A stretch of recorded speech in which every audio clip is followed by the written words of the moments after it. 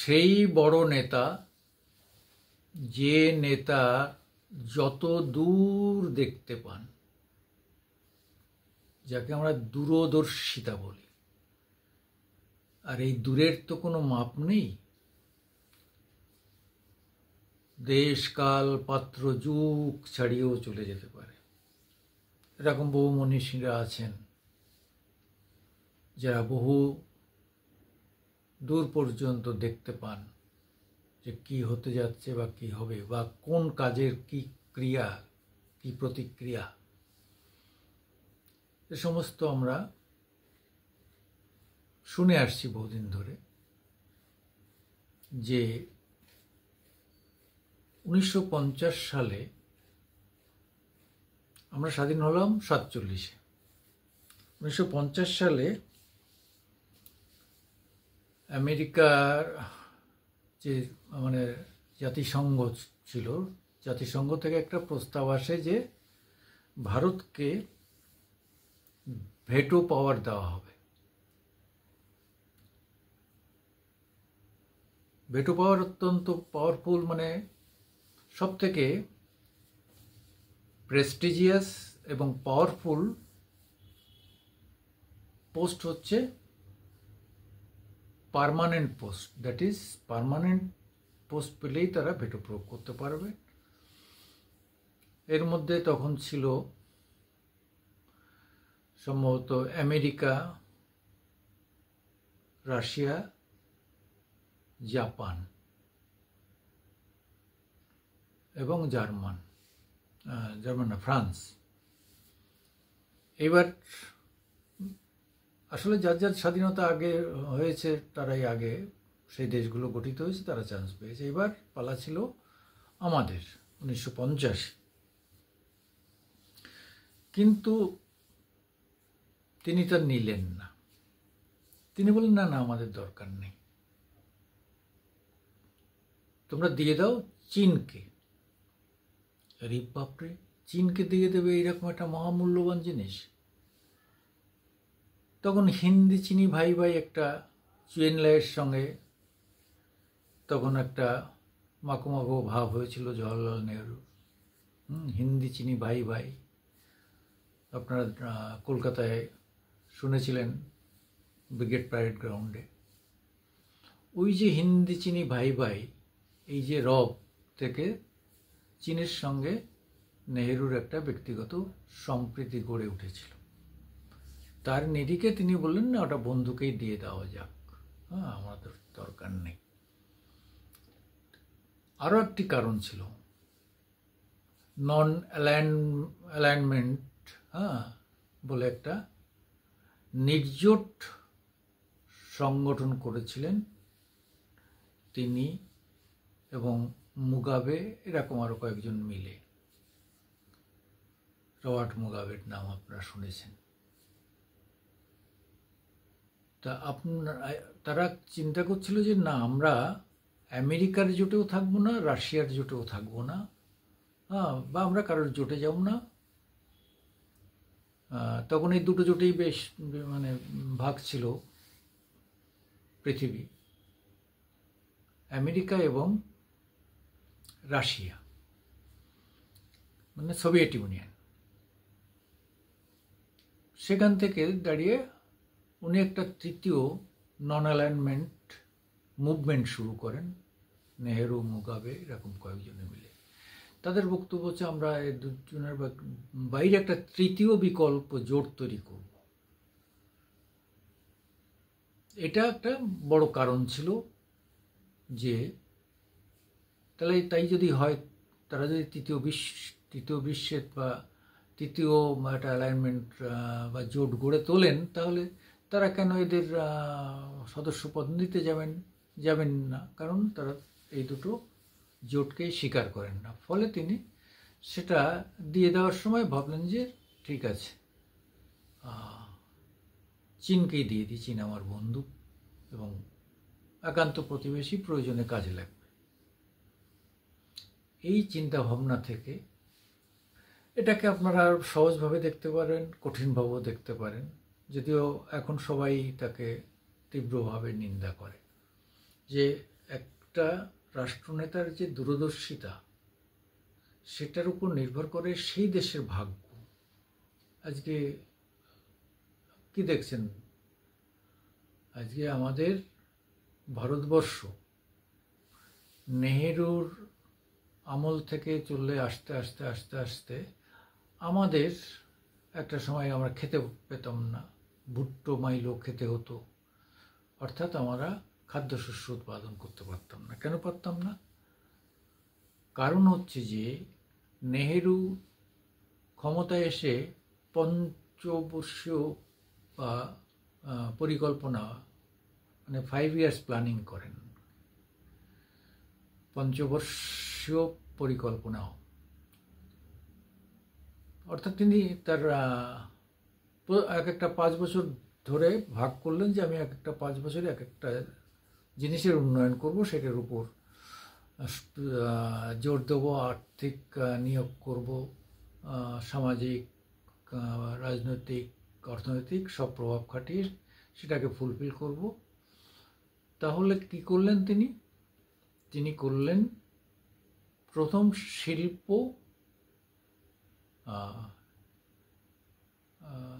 শিল্পকে করতে হবে, 5 ইয়ার্স শিল্প।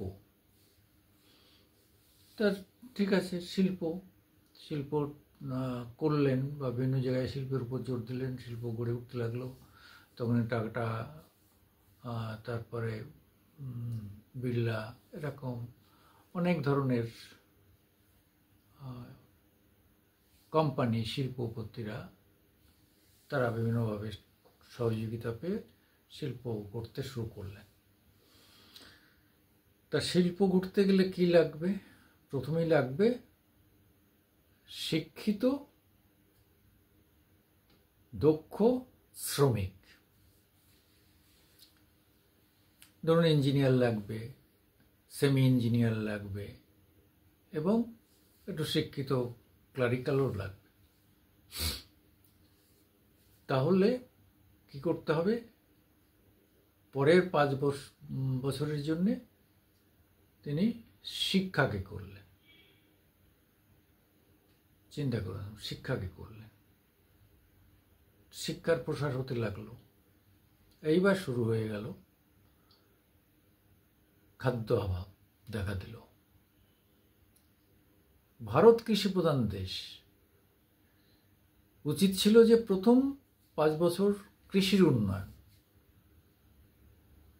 উন্নয়ন হলে তারপরে হচ্ছে শিল্পের উন্নয়ন, তারপরে শিক্ষার উন্নয়ন, এইভাবে এগোনো উচিত ছিল। সেখানে তিনি তা করলেন না, শিল্প করতে গেলেন তৃতীয়, ততক্ষণ মানে 10 বছর উত্তীর্ণ হয়ে গেছে। এইবার খাদ্যের প্রচণ্ড অভাব দেখা দিল। তখনই তাড়াহুড়ো করে তখন আবার কৃষিতে জোর দেওয়া হলো। তা এই যে পঞ্চশীল পরিকল্পনা, 5 বছর অন্তর, এই পরিকল্পনার মধ্যেও ছিল ভুল। তার ফলে আমাদের 76-এর মন্বন্তর হয়েছে, আপনারা জানেন। মন্বন্তর মানে দুর্ভিক্ষ লেগেছে। 76-এর দুর্ভিক্ষে আমাদের বহু মানুষের মৃত্যু হয়েছে, ওপার বাংলা এপার বাংলা মিলে। তা এই যে মন্বন্তরের কারণটাই হচ্ছে এই অদূরদর্শিতা। এরকমভাবেই আমরা যদি সেইভাবে দেখি, তাহলে জওহরলাল নেহরু খুব দূরদর্শী ছিলেন না। দূরদর্শী ছিলেন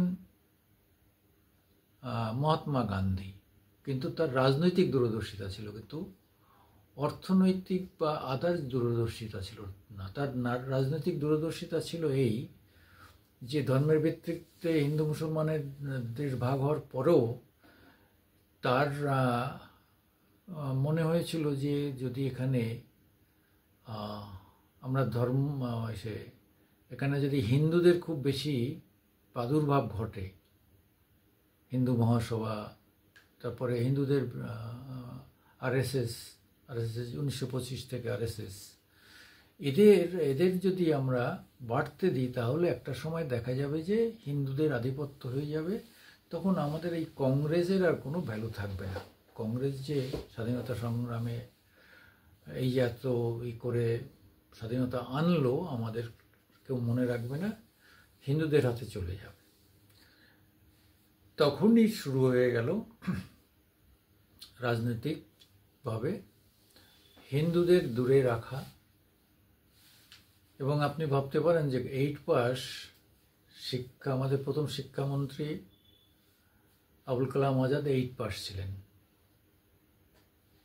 শোনা যায় আর কি। অনেকে বলেন না, এটা মিথ্যা কথা, তিনি শিক্ষিত ছিলেন।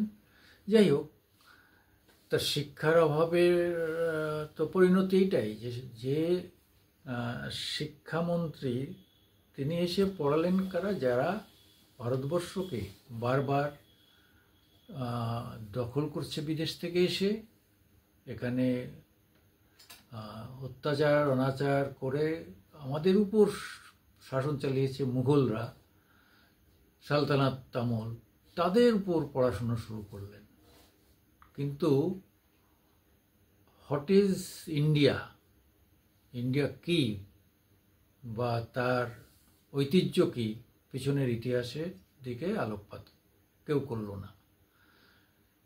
ফলে শুরু হলো আর এক ধরনের, মানে শিক্ষার মধ্যে আর এক ধরনের জালিয়াতি, যে মূল ইতিহাসকে ভুলিয়ে দিয়ে